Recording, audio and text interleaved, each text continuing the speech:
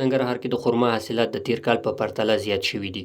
د جلال آباد د کانال ریاست هاډي فارم د خرما بڼ کې 2007 ونې کرل شوي چې 1200 اوس په ثمر رسېدلي ونې دي. د مسؤلینو په خبره سږ کال 15 لک افغانۍ عواید د خرما له بڼ ترلاسه کړي چې د تیر کال په پرتله زیاتې دي. د ننګرهار کانال ریاست وایي د زیاتو حاصلاتو د راټولولو لپاره دوی د هغو بوټو پالنې ته ځانګړې پاملرنه کوي چې تر اوسه په ثمر نه دي رسېدلي. موږ ته سږ تقریبا 11 یا 1200 ونو حاصل راکړی چې موږ د ګردافشانۍ او د هغې د تربیې دپاره لاسرسی شوی و. حاصلات او ظرفیت د خرما باغ کې په دومره ظرفیت دی چې 1200 ونو یا څه کم 1200 ونو موږ ته سږ کال تقریبا 15 لکه پورې عواید راکړي دي.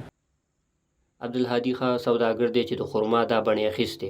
وطني خرما سره د زیاتو پیرودونکو لیوالتیا له امله خوښ دی او وایي له بهرنیو هغو د خپل هیواد د خرما کیفیت له پلوه ځکه ښه ده چې تازه له ونو راټوله شوې ده. هغلته مقصد مینوال ډېر لري، د هر ځای نه، د خوست نه، د پکتیا نه، د کابل نه، د ګردیز نه، د هر ځای نه خلک راځي. هغې خرما نه ډېر کیفیت دی ښه ده. دا بوټي د سعودي عربستان مدینې نه راغلی او ډېر ښې خرما نیسي او ډېر مزهدار خرما لري. د خرما په دغه بڼ کې په کار بوخت کسان خوښ دي چې په کور دننه ورته د کار زمینه برابره شوې ده او د نورو هیوادونو د تګ څخه خلاص شي. دوی وایي که د هیواد دننه دا ډول نورو برخو کې هم پانګونه وشي د بیکارۍ ګراف به راټیټ شي. خوشحاله په دې و چې پخوا بهر ملک ته خدمت ته تلو، اوس په خپل وطن کې خپل کور کې خپل دغه کې خدمت کوو. په دې ډېر خوشحاله یو. دلته موږ ډېر زیات خوشحاله یو. په خپل هیواد کې کار کوو، خپل هیواد کې موږ ته کار میلاویږي. بس تجارت چې انشاءالله چې دلته راشي که نه ډېر خلک به ورسره په کار ولګي. صدیق الله مرتضی د کابل څخه یاد بڼ ته د سیاحت او تفریح لپاره راغلي. دوی وایي خوښ دي چې هیواد کې دننه یې دا ډول بڼونه شته.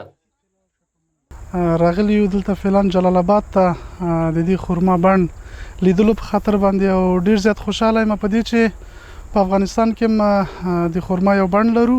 بسیار یک باغ خرما و بسیار مقبول. ما یادآوری کرده بود دوستا که در جلال آباد باغ خرما است، بسیار جای سرسبز، جای چکر. دا په ننګرهار کې یوازې د خرما بڼ نه دی، دلته په زرګونه جریبه ځمکه د زیتونو او مالټو باغونه شته چې هر کال ترې په لکونو افغانیو عواید ترلاسه کیږي او سلګونه کسان پکې په کار بوخت دي.